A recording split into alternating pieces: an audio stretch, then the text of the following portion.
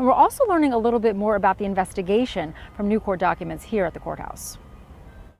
A new court document reveals law enforcement went to lengths to identify Clinton Bonnell after only his torso was found in a pond this past February. The arrest affidavit for Shana Cloud states that due to the conditions of the remains, the North Carolina State Medical Examiner's Office had to obtain DNA and create a DNA profile. That was then sent to the Armed Forces Medical Examiner system to be compared against the DNA on file for Bonnell. He was a former Green Beret. We're being told the Cumberland County Sheriff's Office is still searching for the rest of the 50-year-old's body. Wife may have killed Green Beret husband because he was ending marriage, Da says. Horrific case. The district attorney's office says they don't have all of Clinton Bonnell's limbs, including his head. Fayetteville, North Carolina. The disappearance of former North Carolina Green Beret, Clint Bonnell, is now a murder investigation. The person facing charges in the case is his wife, Shana Cloud, according to the Cumberland County Sheriff's Office. She was arrested and charged 2 months after he was reported missing and weeks after DNA confirmed a body with no limbs that was found in a pond was Bonnell's remains. Cloud has been charged with first-degree murder and concealment of a death. During her first court appearance on Monday, new and gruesome details were revealed from court documents.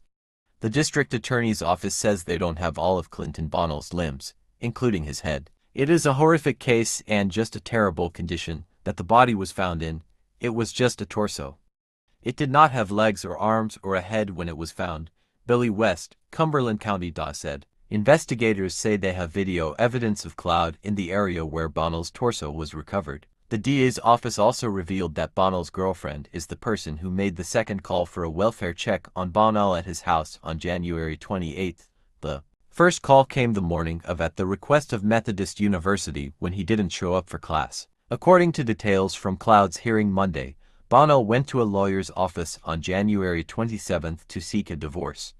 He had allegedly told his girlfriend he was preparing to end his marriage and that he had also told his wife. It is the last time he was seen alive. Investigators say they believe Cloud shot and killed her husband the next day inside the couple's house. I want you to know that Mrs. Cloud is innocent and looks forward to her day in court, Cloud's attorney, James McRae Jr., said after her first appearance. Also revealed in court Monday, Cloud was a traveling nurse and had even worked for the Virginia Department of Corrections. Cloud is being held without bond and does face capital punishment in this case. From missing to murdered, based on information from the Cumberland County Sheriff's Office, here's a limited timeline of how the case unfolded and led to the arrest and murder charge against Bonnell's wife, Shana Cloud. Deputies say a phone call for a welfare check is what started the investigation into a missing persons case that soon turned into a murder investigation.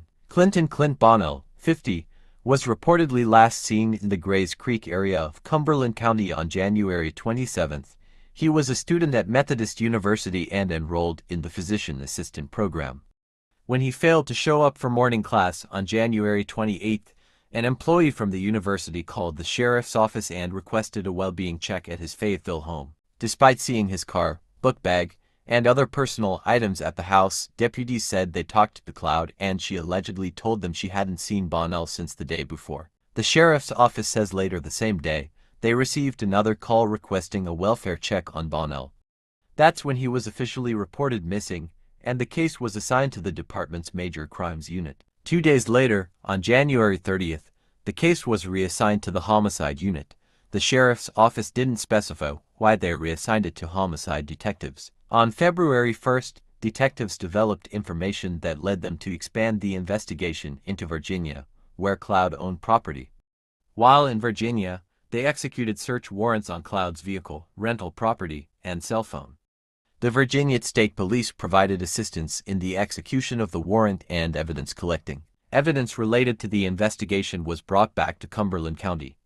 Multiple search warrants were obtained in Cumberland County and executed to extract information from Cloud's devices, which included digital data, cell phone records, video footage, digital devices, and more. The data collected was analyzed and used to develop a timeline of events not only surrounding Bonnell's disappearance but his whereabouts before his disappearance. On Monday, February 10, ABC 11 Eyewitness News talked to Bonnell's sister, who said his disappearance was very much out of character for him, especially since he had exams coming up and he was preparing and studying for them. I know what he was doing the day that he disappeared and he was making plans for his life, and studying for exams the next day. I mean, all signs point to him vanishing not on his own accord. 911 call. Body with no limbs in a pond. On February 25th, the sheriff's office received a call about human remains in a body of water in the 420 block of Gainey Road. Because of the condition of the remains, an immediate identification was not possible. DNA from the remains was sent to the North Carolina State Crime Lab. That DNA profile was then sent to the Armed Forces Medical Examiner System (EFS) to be compared with the DNA on file for the former Green Beret. On Friday, March 28th, the AFMES confirmed that the DNA collected was that of Bonnell. Cloud was then arrested and charged with murder. Methodist University issued a statement after learning the news. We are thankful to our MU community, on-campus police, and the partnership with local law enforcement who are working with the individual's family. Our thoughts are with them during this difficult time. Anyone with further information about this investigation is urged to call SGTJ McLeod at 910-677-5548 or Crime Stoppers at 910-483-TIPS 8477. You do not have to reveal your identity.